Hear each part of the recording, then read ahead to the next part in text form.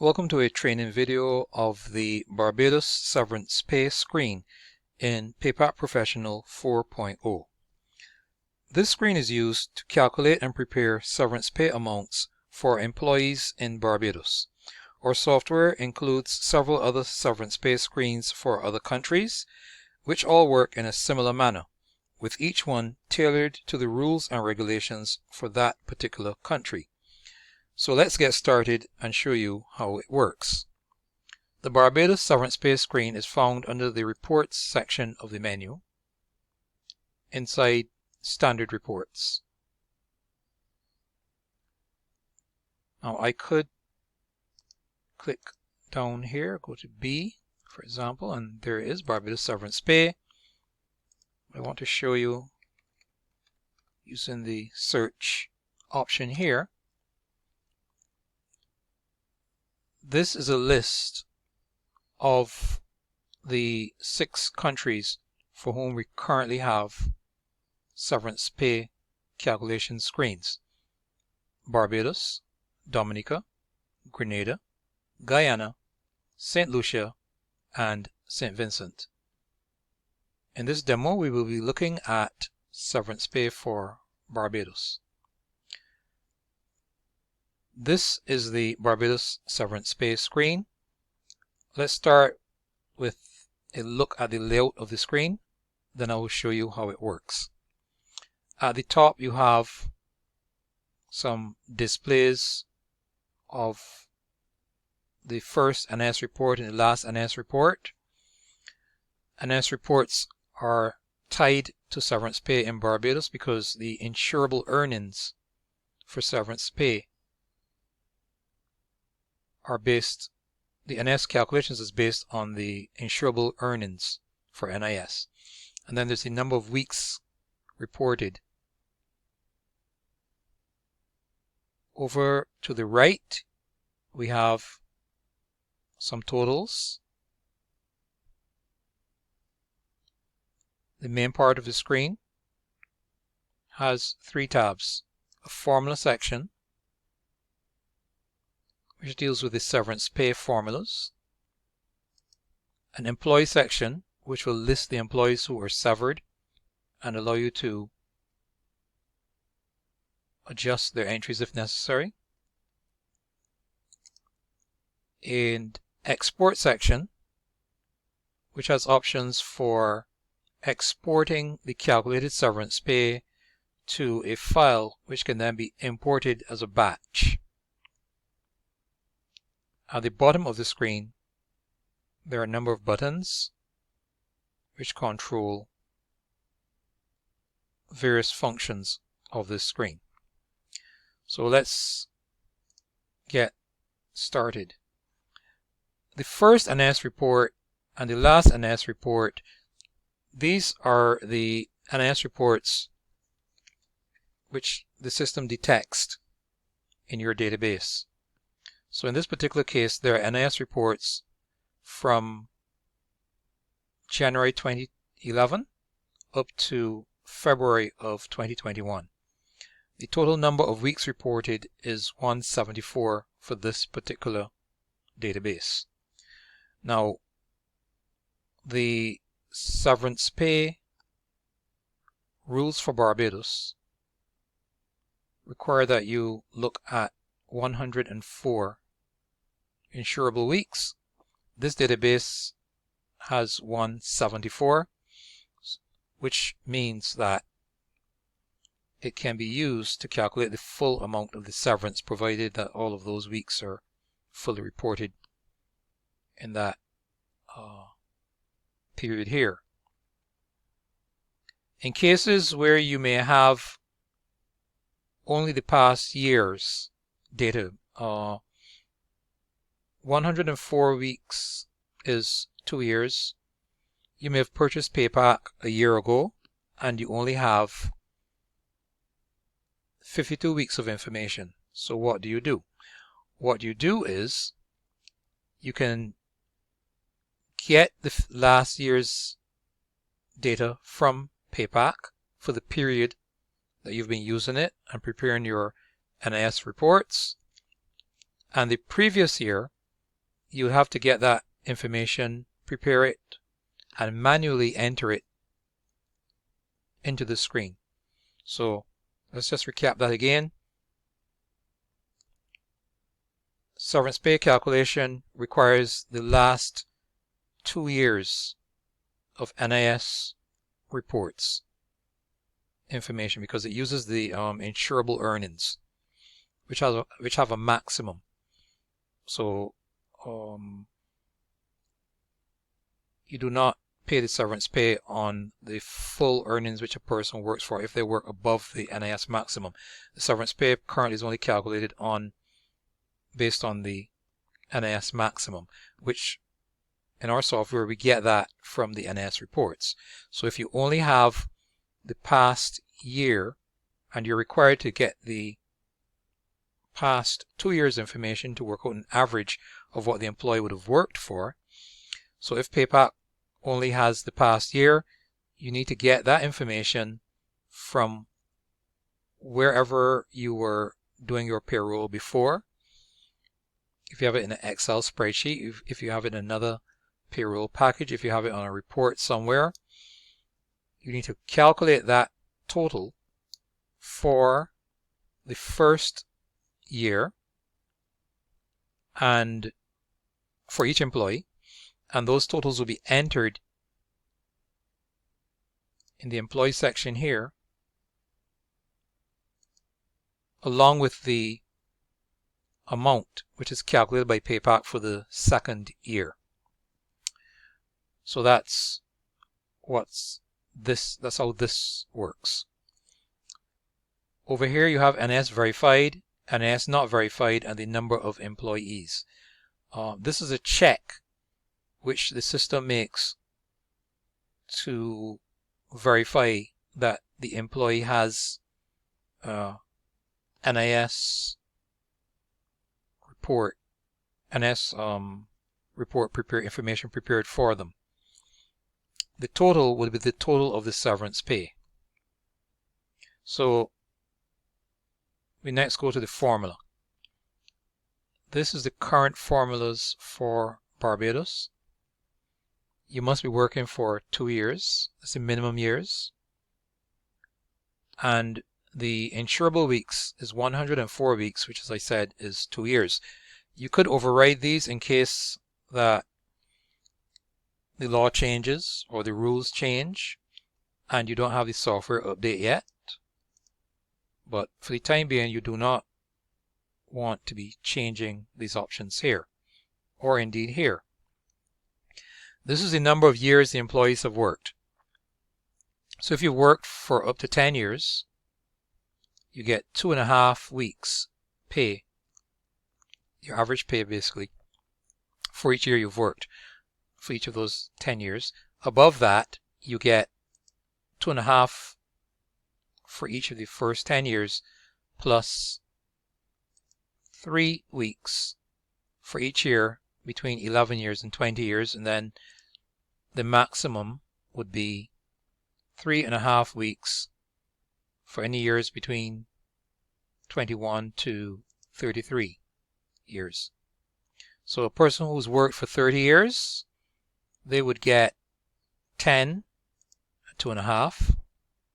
They would get another 10 at 3. It's the difference between the number here and the number here. And if they work for 30 years, they would get another 10 at 3.5. 33 years is the maximum. Above that, there's nothing.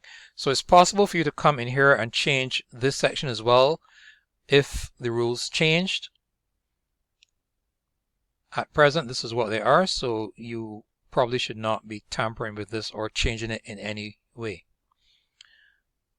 So that's the formula section. That's the formula section of the screen. Next tab is the employees, and this is a list of employees who are being severed. To select employees, you have to click on the Add button at the bottom of the screen. So I'm going to click on the Add button, and up comes an option to select employees. I could select them by I can select all of them. I can select them by category. I can select by department. I can select by payroll set. I'm just going to choose all, and the status can be active or inactive. It defaults to all. Active would be employees who are in the payroll not yet marked as severed. Inactive would be the ones who've left already. So we leave it at all for this purpose of what we're doing today. I then click on the display button, and here's my list of 125 employees. Now we're not going to sever all of them. We've got the ID, the name. For the purpose of this demo, these names have been somewhat obscured. The date they started, the date they finished, and the number of years they worked. And I'm going to sort this by the number of years. Click again, and we have the oldest person, employee 60, who's worked for 48 years, started on the 1st of December 1962, finished the 31st of December 2010, 48 years completed. And what you would do here, we're going to select the ones we want to sever, and we're going to sever the first few in here. Let's also get some who've worked for 3 years. Anyone who's worked for 3 years, anything over 2 years. Okay, fine. So these are the ones who are going to be severed. So that's 11 of 125 employees. If you wanted to sever everyone, you could have clicked on the All button here, and it would select the employees, even if it selected someone whose years is less than 2. You could edit that in the you can edit the years and the dates in case these years here are incorrect. You could have a person, for example, employee 40, who does not have a date started. So let's show you what you do in that case, because the date started record comes from the employee profile. So there may be some employees for whom a date started was never entered. So let's select that one. So we have 12 employees. We're now ready to add these employees with the Add button. If you wanted everyone, as I said, you click on All. None would turn everyone off. Deselect everyone. There's an Invert button. There is the Video button to this video, and there's the Exit screen. So we click on Add, and we are now returned to the employee screen, which is now filled out with the employee information. The name, the date started, the date severed, the years.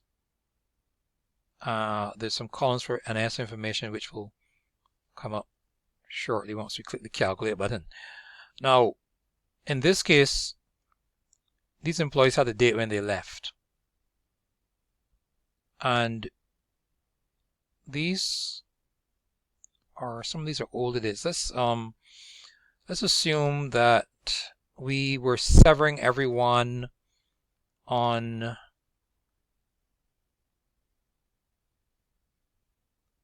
the end of February 2021. If I wanted to do that, I would override here and just change the date to say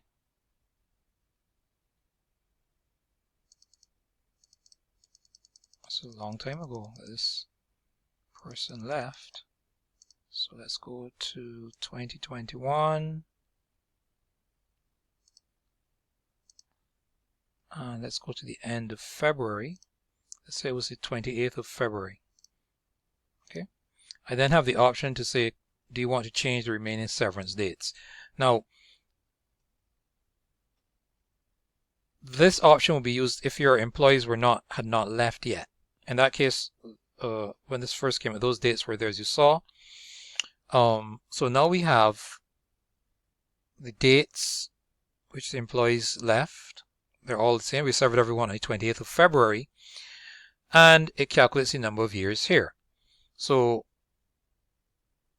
that's one option I could use if we're severing everyone at one point in time.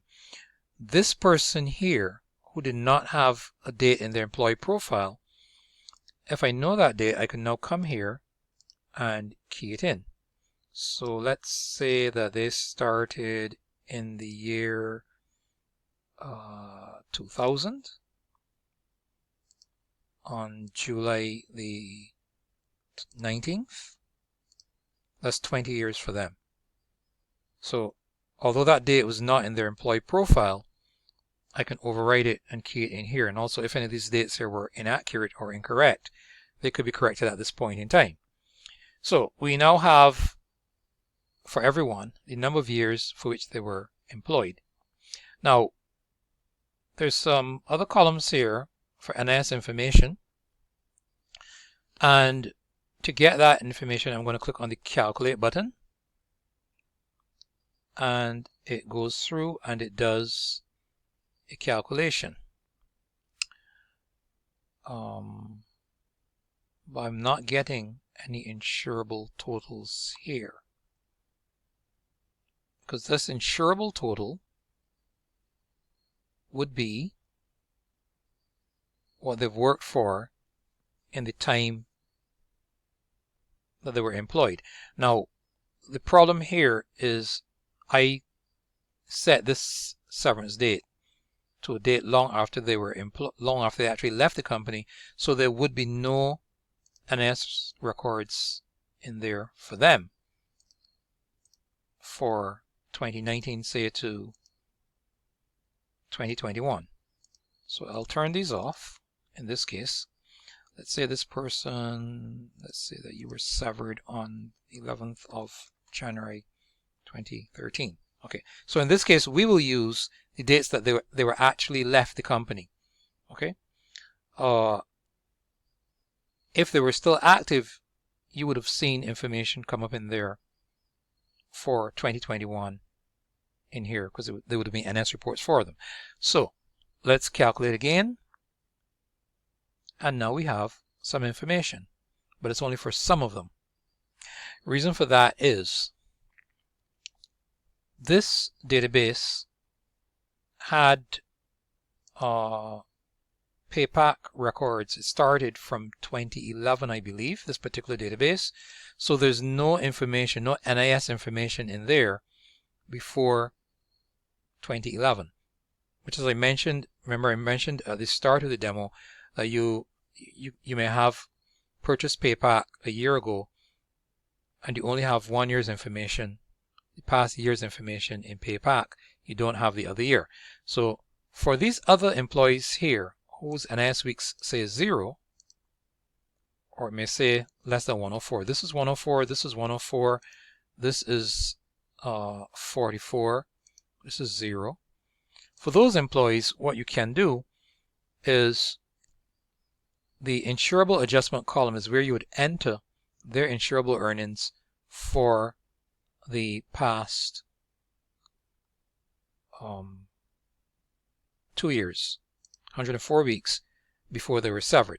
So let's say for this person it was $48,000. For this person it was $51,125. This person had 35 weeks only in PayPak, so let's say that they had another $45,000 from previous periods. This person, there's only 65 NIS weeks in the system for them. Let's give them another $38,500 in earnings. This person only had 5 NIS weeks. Let's give them $40,000. This person had 17. Let's make that 85,000 more. This person had none. Let's give them 101,250. This person had 44. So let's give them 25,000. And this person has 104 within PayPak, so there should be no need to add anything additional in there for them.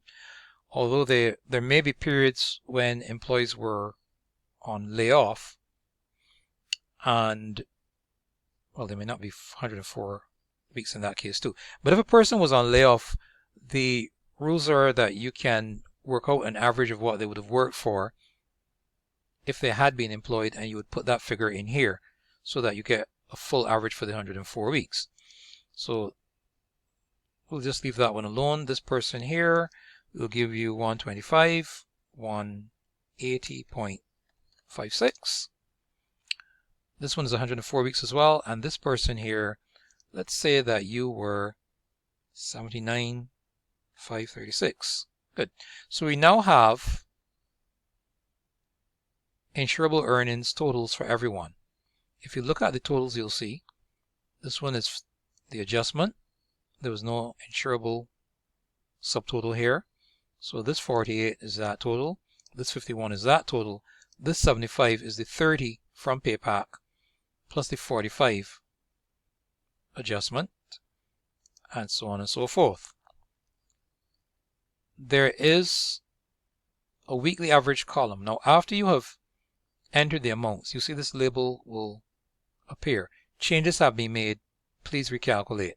So after you've entered anything manually in here, you click the calculate button again. Take a look at the average, the weekly average column. Click on calculate, and we have some weekly averages. Okay, this is the average. It takes this number and divides it by 104 to get the weekly average. There's a calculation here of the number of severance weeks, and there's a severance pay total in this column right here. This is what the totals will work out to be, and the full total there is 255,372.15. That's the sum.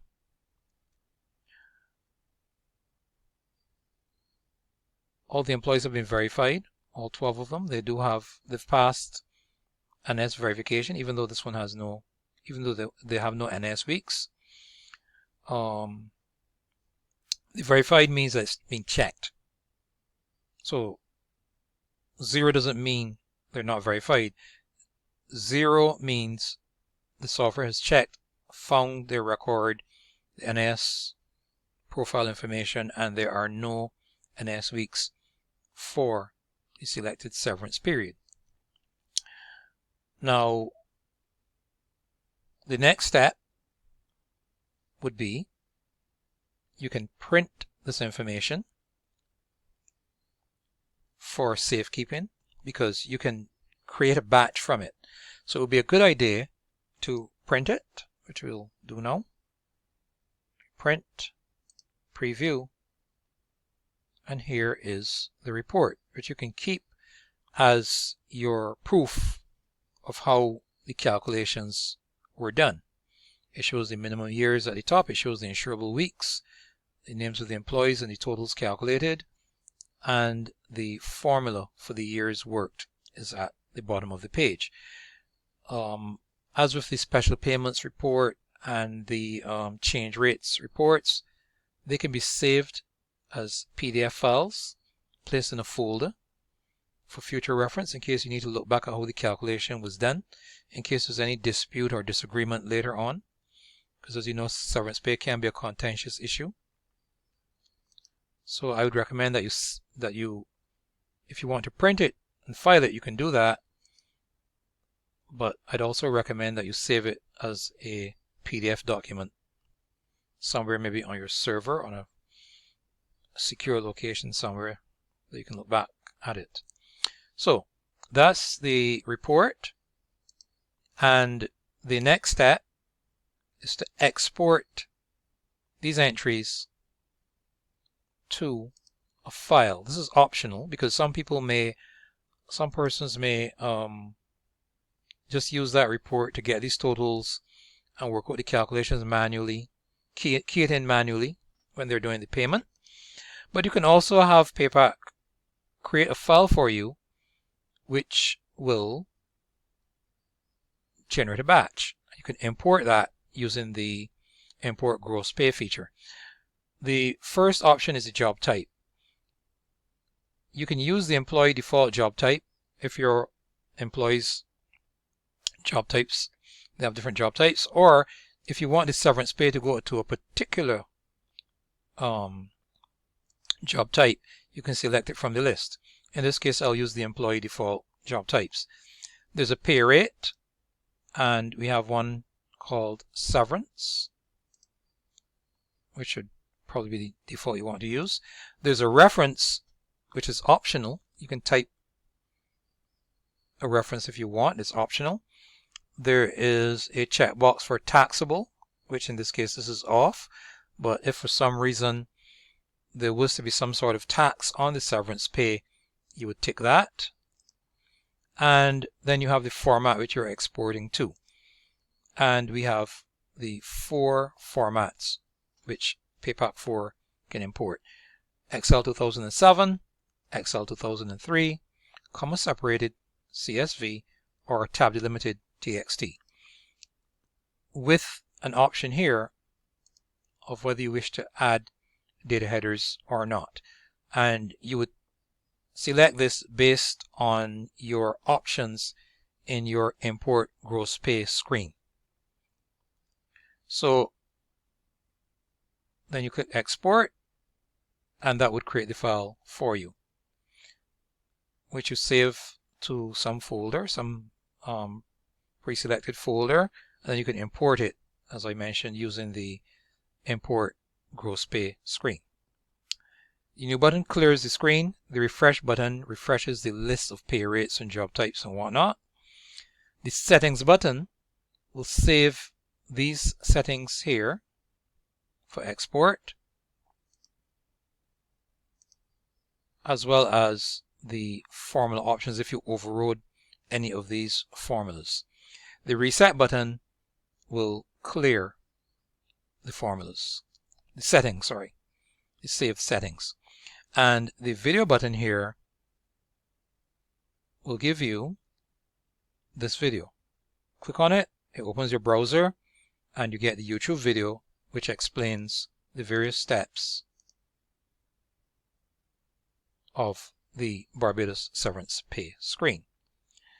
So that is basically it.